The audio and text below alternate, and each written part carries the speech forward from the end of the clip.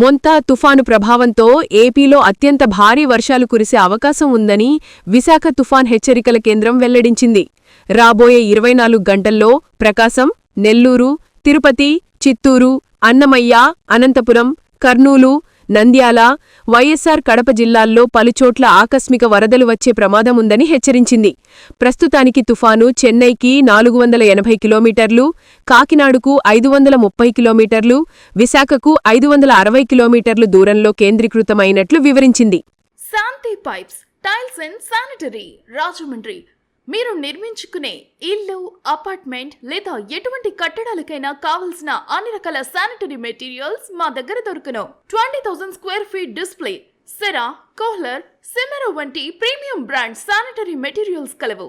ఒక్కసారి వచ్చి మా శాంతి పైప్స్, టైల్స్ అండ్ శానిటరీని విజిట్ చేయండి.